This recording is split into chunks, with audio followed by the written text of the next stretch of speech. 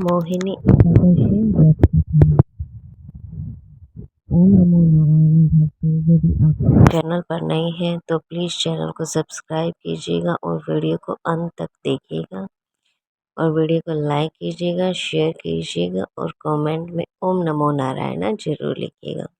तो चलिए शुरू करते हैं मोहिनी एकादशी व्रत कथा। धर्मराज युधिष्ठिर कहने लगे कि हे कृष्ण, वैशाख मास के शुक्ल पक्ष की एकादशी का क्या नाम है तथा उसकी कथा क्या है, इस व्रत की क्या विधि है, यह सब आप मुझे विस्तार पूर्वक बताइए। भगवान श्री कृष्ण कहने लगे कि हे धर्मराज, मैं आपसे एक कथा कहता हूँ जिसे महर्षि वशिष्ठ ने श्री रामचंद्र जी से कही थी।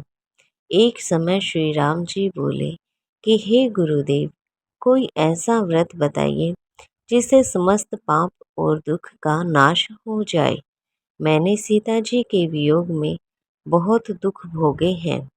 महर्षि वशिष्ठ बोले कि हे राम, आपने बहुत सुंदर प्रश्न किया है। आपको बुद्धि अत्यंत शुद्ध तथा पवित्र है।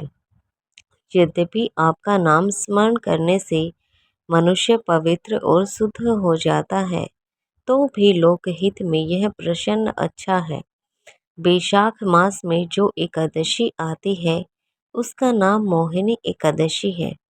इसका व्रत करने से मनुष्य सब पापों तथा दुखों से छूटकर मोहजाल से मुक्त हो जाता है। मैं इसकी कथा कहता हूँ, आप ध्यान पूर्वक सुने।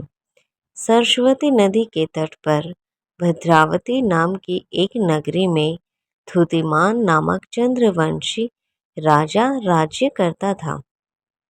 वहाँ धन धान्य से संपन्न वह पुण्यवान धनपाल नामक वैश्य भी रहता था। वह अत्यंत धर्मालु और विष्णु भक्त था। उसने नगर में अनेक भोजनालय, प्याऊ, कुएं, सरोवर, धर्मशाला आदि बनवाए थे। सड़कों पर आम, जामुन, नीम आदि के अनेक वृक्ष भी लगवाए हुए थे। उसके 5 पुत्र थे, सुमना, सद्बुद्धि, मेधावी, सुकृति और धृष्टबुद्धि। इनमें से 5वां पुत्र धृष्टबुद्धि महापापी था। वह पितृ आदि को नहीं मानता था।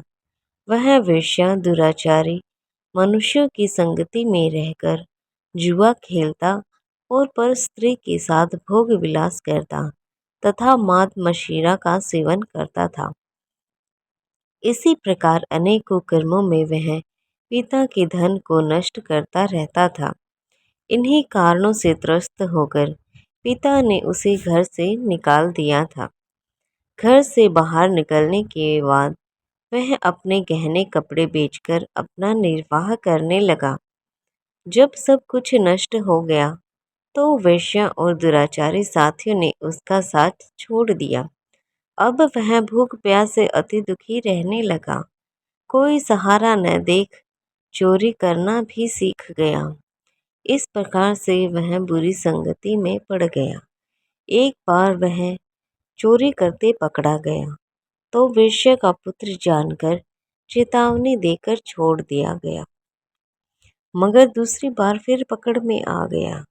राजाज्ञा से इस बार उसे कारागार में डाल दिया गया। कारागार में वह अत्यंत दुख दिए गई उसे। बाद में राजा ने उसे नगरी से निकल जाने को कह दिया। वह नगरी से निकल वन में चला गया। वहाँ वन्य पशु पक्षियों को मारकर खाने लगा। कुछ समय पश्चात वह बहेलिया बन गया और धनुष बाण लेकर पशु पक्षियों को मार मारकर खाने लगा। इस प्रकार से वह एक और बुरी संगत में फंस गया। एक दिन भूख प्यास से व्यथित होकर वह खाने की तलाश में घूमता हुआ कौंडिन्य ऋषि के आश्रम में पहुंच गया।